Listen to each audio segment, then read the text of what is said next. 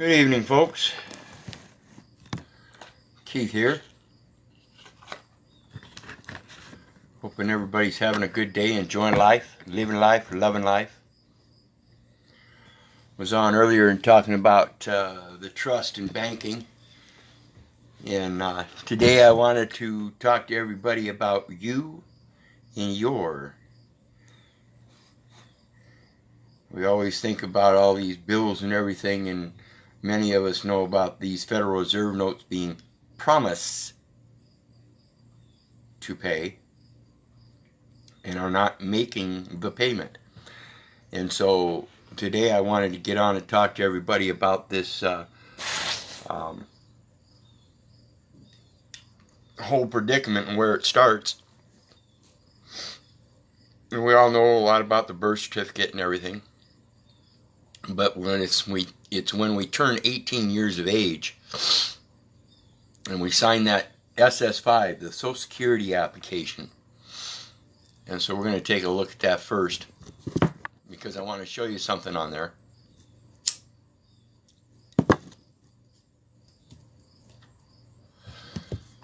Directly related to the you and your. And so first, I'll pull up this application.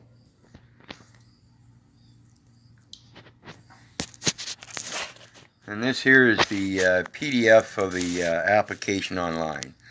And it's got the 4 pages of instructions, starts out at the top. You see it's got the form number, and it's got an OMB number over here, and tells you everything about how you're supposed to fill it out.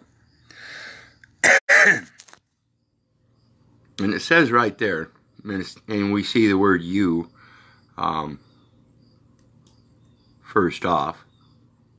Important, you, this is in all capital letters, must, as if though that's to imply that you must do something. However, it then goes on to say, provide a properly completed application. Means you are applying for something. Means it's voluntary. And the required evidence before we can process your application. We can only accept original documents or documents certified by the custodian of the original record.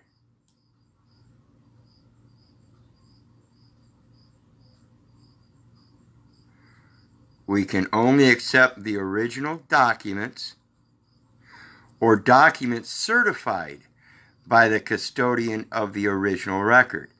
So either way, they can only accept something of origin, whether it come from the custodian of the original record, or if you can provide an original document that would supersede a document certified by somebody else. They didn't author it. Somebody else authored it and they certified it. A superior document is one that you can author yourself that would fix the errors, the mistakes of the original record that can't be rebutted. So they can accept an original document under penalty of perjury, so long as it corrects the mistakes here. So that's, like I said, that's your 4 pages. And then it's got the application. Like I said, it's got the form number up here, the OMB number here, and then it has information it's looking for. When we see first, middle, and last, that's a legal name. We can make a correction on this by putting the first and middle in the first name area. Keith-Orland. Leave this part blank, and then little here. Full name at birth, if other than above. full name at birth is still going to be the same. It changes upon certification. Okay? Very important part to understand there. We're putting this in the wrong style. And none of that really all matters when we get down to the bottom here, and I'll show you. But before we get there, I want to show you something else. When we talk about citizenship, it says citizenship, check 1. And it says U.S. citizen, legal alien allowed to work, or legal alien not allowed to work. See instructions on page 3. So you can get a Social Security card even for non-working purposes. Other. See instructions on page 3. This other, when you mark that other, you're supposed to include an affidavit with it. So when we go back up here and we see we can only accept original documents, that's what they're looking for. That's how you correct this SS5. So you're going to mark other here. And then you're going to include an affidavit. You're going to attach a handwritten or hand-typed, hand-printed affidavit stating that you are not a United States citizen. You're not a legal alien allowed to work. You're not a legal alien not allowed to work. You are a what is known in their classification as a state national. Down here at the bottom, this is where we're going to talk about the you and your even more. It says your signature. And we discussed this the other day in a video with Malika. And then it says your relationship to the person. Your relationship to the person. Then it says self. You can never be the person. That box should never be marked. Period. That is distinctly not yourself. Relationship to the person in item 1 is natural or adoptive parent. If the natural or adoptive parent filled this out, that's what they would put. If they were not a natural or adoptive parent, but rather a guardian ad litem in a custody situation or something like that, they would put legal guardian. Otherwise, the man should mark other and then specify something such as entitlement holder, and we'll see that later, or you can put something like payor, P-A-Y-O-R. They would understand that very succinctly. Entitlement holder, true beneficiary, payor. I don't like using the true beneficiary because that means you have to then step up either into the trustee position or the owner position, either way, to get these people to do anything. So rather, I would step into the trustee position and take that away from them at all and put payor and let them know that as the grantor by my signature, and I would cross out your, and I would cross out your here because of what I'm going to show you next. And this again is something we discussed in the video with Malika the other day.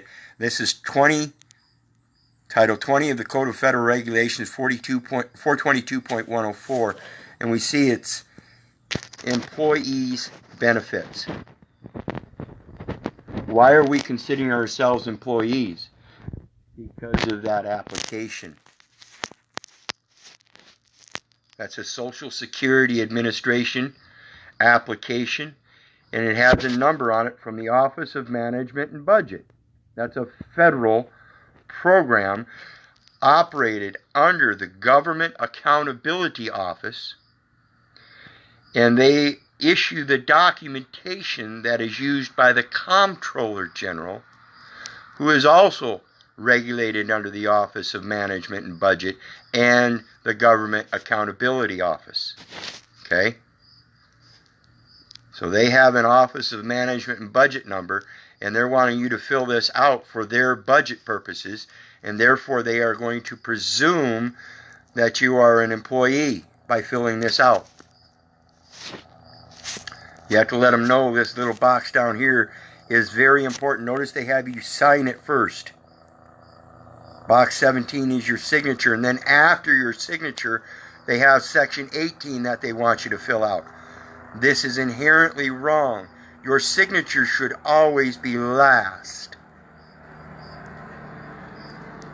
Always.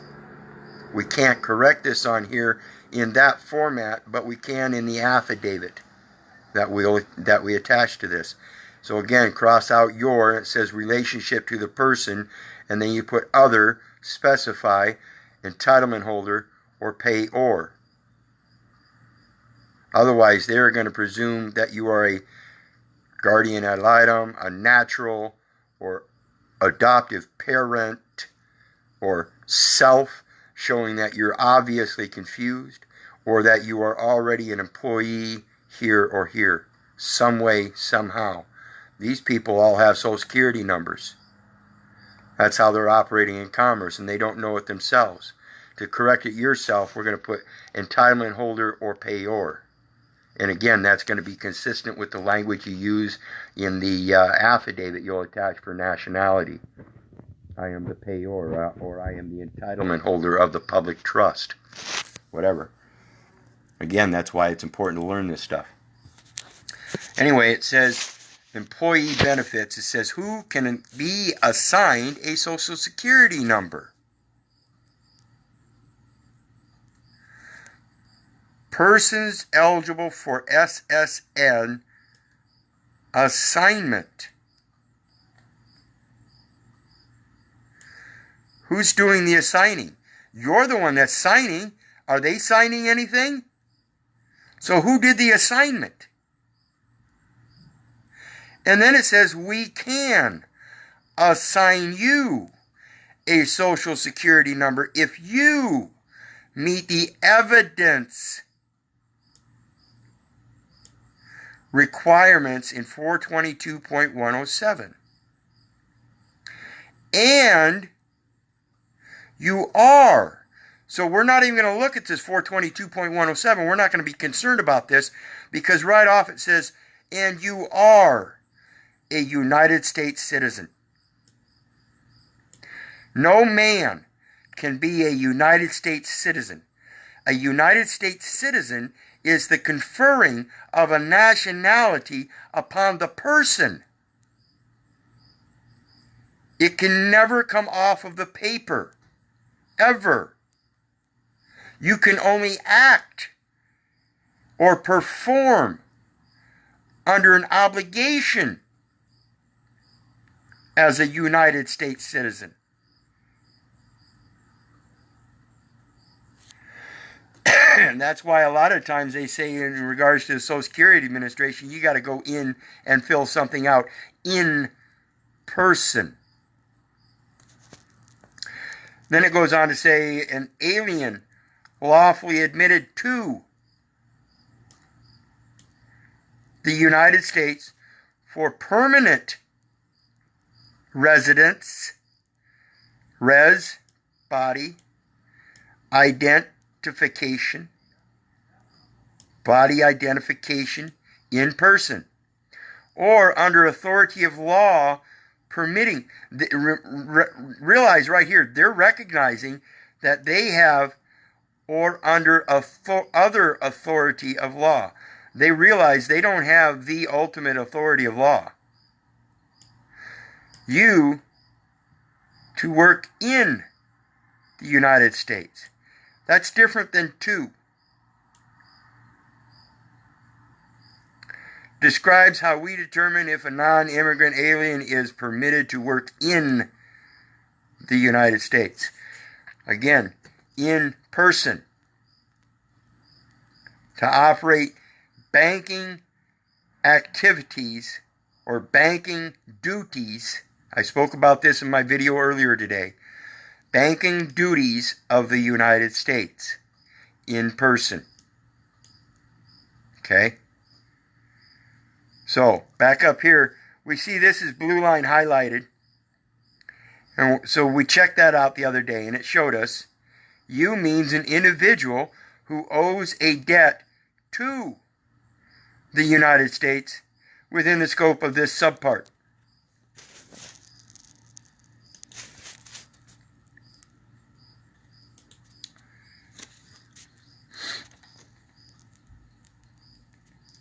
An alien lawfully admitted to the United States because they applied for it.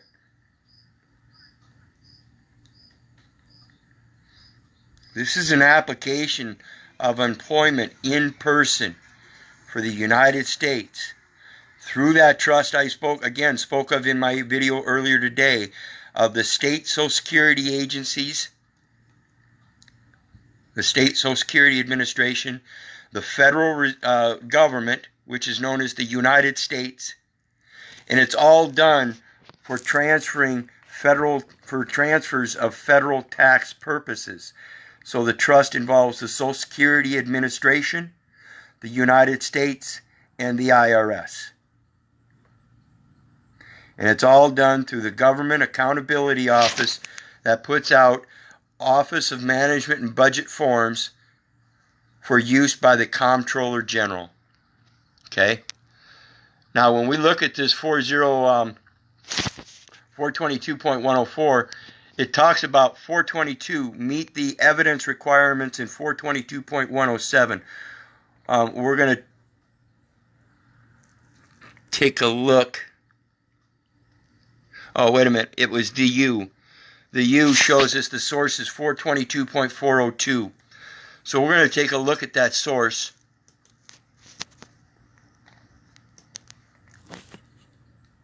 And it says, what special definitions apply to this subpart? And it says, administrative wage garnishment is a process whereby we order your employer, means every person. So employer is in person, period. To withhold a certain amount from your disposable pay. Disposable pay. First of all, we have dis, means away. Posable, that's your position, as in deposit. Again, I spoke about in the video earlier today on banking and the trust. Disposable is the same as depositable. It's a disposition. They have displaced something. They have displaced the pay.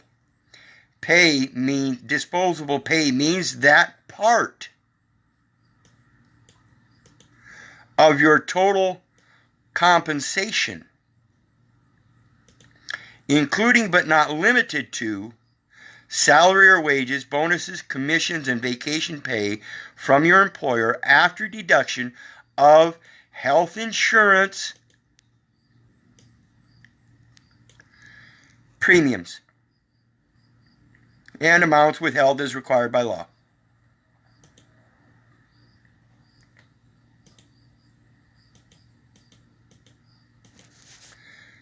Premium. Reward given for a specific act. Reward. Profit derived from booty. From pray, before, see pre. Emir, to buy. Originally, to take.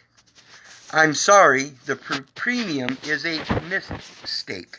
Mistake. Root. M, as in employ. To take. Distribute. Take away from what you actually tribute. Give unto Caesar what belongs to Caesar, and give unto the Father what belongs to the Father. for they are truly putting you in surety. Since in the 1660s from Italian adjectival sense of superior in quality is first attested 1925, originally in reference to butter, premium butter as opposed to inferior butter. That's the premium. It is a taking.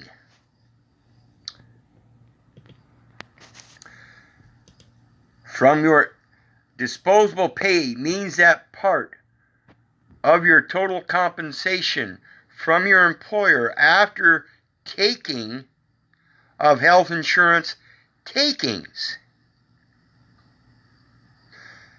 and amounts withheld as required by law. So they are taking because you are allowing them to. Okay? As we go on, it says debt means any amount of money or property that we determine is owed to the United States and that arises from a program that we administer or an activity that we perform. These debts include program overpayments made under Title II or Title 16 of the Social Security Act, and any other debt that meets the definition of claim or debt at 31 U.S.C. 3701. So when we click on this one, notice this one's not highlighted. This one is. It takes us to that definition. But here, it's telling us there's another definition of debt. As it states here, that meets the definition of claim or debt. So we're going to take a look at 31 U.S.C. 3701. It says definitions and application. There's that word again, application. How do they apply that debt? Well, they apply it through the definition of you. Right below debt, we have that same disposable pay definition. And then right below that, it says we and our, or us, means the Social Security Administration. And then below that, it says you, means an individual who owes a debt to the United States within the scope of this subpart. And when we see this one, it takes us to the one above.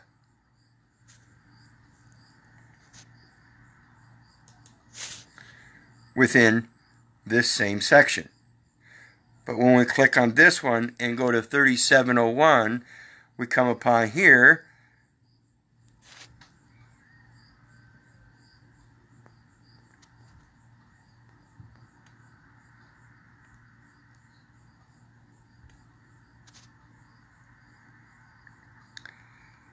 And under B, it says in subchapter 2 of this chapter and subsection A8 of this section, the term claim or debt means any amount of funds or property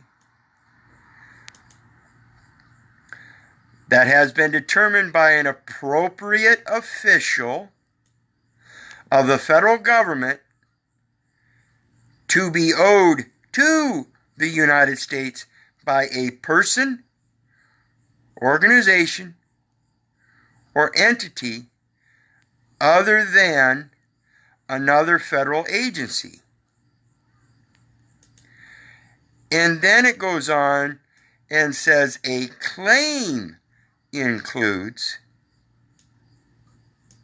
So this is different than a claim or debt.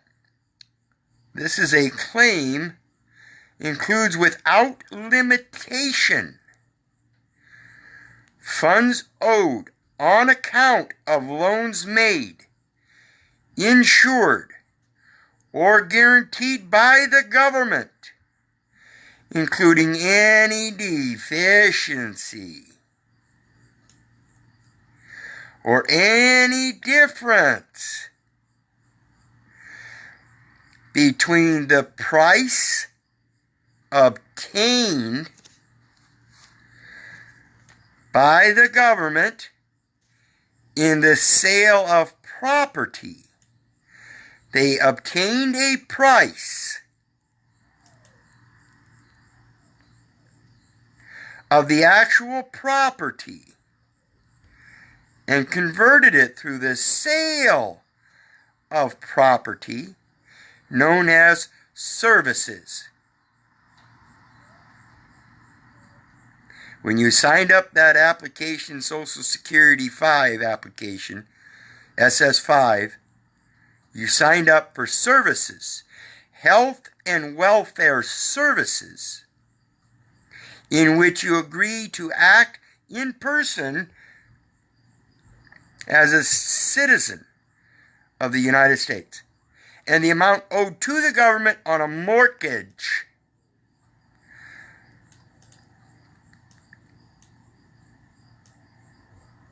mort being dead. Dead. Gauge being a way to measure is what they determine grades and pay scales, wages. That is their scale of justice on the property. Very important language here, people. Amount owed to the government on a mortgage on the property. What's the death gauge on the property? And where is that value coming from? Where's the personal value coming from? Is it extending from you or the government? Expenditures of non-appropriated funds, including actual and administrative costs. The administrative costs are determined by the Federal Reserve notes. Somebody needs to include the actual cost of all of their bookkeeping. This one here says related to shoplifting, theft detection, and theft prevention. Shoplifting I don't care about, but theft detection and theft prevention is very important. Overpayments, including payments of disallowed, not allowed, the actual costs not allowed by audits performed by the Inspector General of the agency administering the program. Any amount the United States is authorized by statute to collect for the benefit of any person. So if they're allowed by statute to collect, what is the species they are collecting? The unpaid. These are inconsistencies, people. The unpaid share of any non-federal partner in a program involving a federal payment and a matching or cost sharing payment by the non-federal partner. So we're actually talking about cost sharing, and we are not getting our share of the dividends that are supposed to come back to us. And then it says, any fines or penalties assessed by an agency and other amounts of money or property owed to the government. The claim is we don't owe them, they owe us. Okay?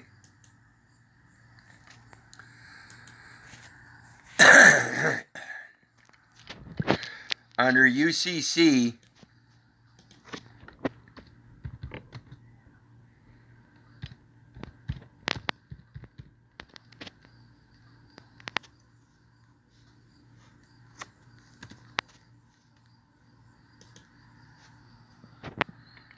we see collection and enforcement by secured party.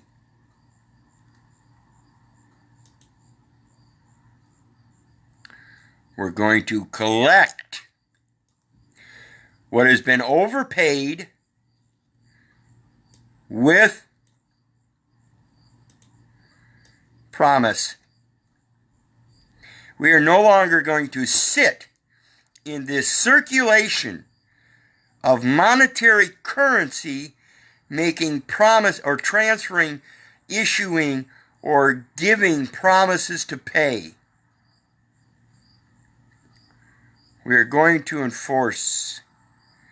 The head of an executive, judicial, or legislative agency shall try to collect a claim of the United States government for money or property arising out of the activities of or preferred to the agency, may compromise a claim of the government of not more than $100,000, including interest or such higher amount as the Attorney General may from time to time prescribe, may suspend or end collection action on a claim referred to in Clause 2.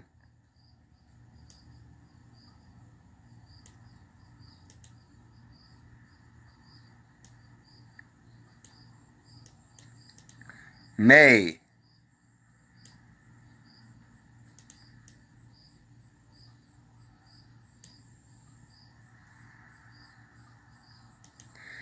Of this subsection, when it appears that no person liable on the claim has the present or prospective ability to pay a significant amount of the claim, or the cost of collecting the claim is likely to be more than the amount recovered. This is your duty, people. You need to make the assignment to them to suspend collection on a claim referred to in 2.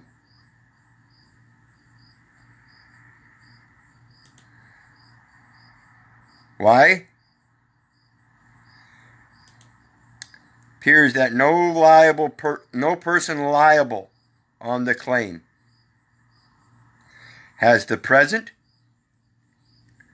or prospective ability to pay a significant amount of the claim, or the cost of collecting the claim is likely to be more than the amount recovered,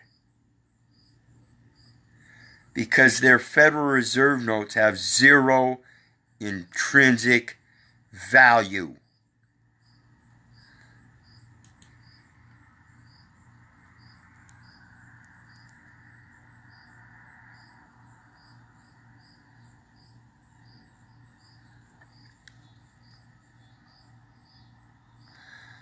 Administrative offset means withholding funds payable by the United States.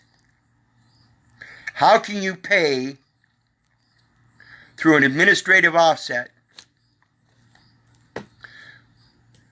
when it's only payable by the United States? That's why they need you to operate as a United States citizen, so you can pay through administrative offset. But I assure you, people, that's a trap for federal tax purposes, period. I hope you guys go back and watch that video I posted earlier about that trust. It explains how they're operating on funds received from a foreign bank. Those funds were never received. It was just done on a signature and presumed. And now they're floating all these funds around. We'll say, well, there's your signature. Well, there's your instrument. It's got that value of all them Federal Reserve notes. No, I don't care about them Federal Reserve notes. I want to know where that signature came from and what was the substance of the value that backed that. That's why it's important when we do these SS5s to realize what they're saying on there when they use the words you and your and where they're placing them. Like I pointed out, number 17, it wants you to put the signature down, and then all of a sudden it includes another section to follow up after your signature. Quid pro quo, shouldn't you put another signature? You want to qualify that box so it's not arguable. So think about this stuff, people.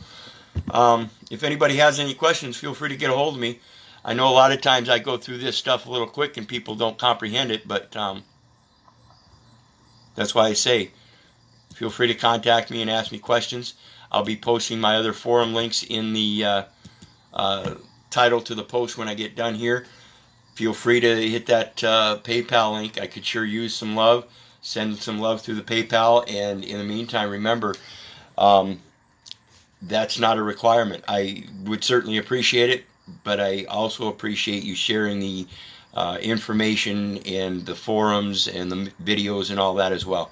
Please keep doing that and keep coming back watching the videos, and let's grow this this unity and get together, because remember, if it wasn't for you guys, even I wouldn't be doing this.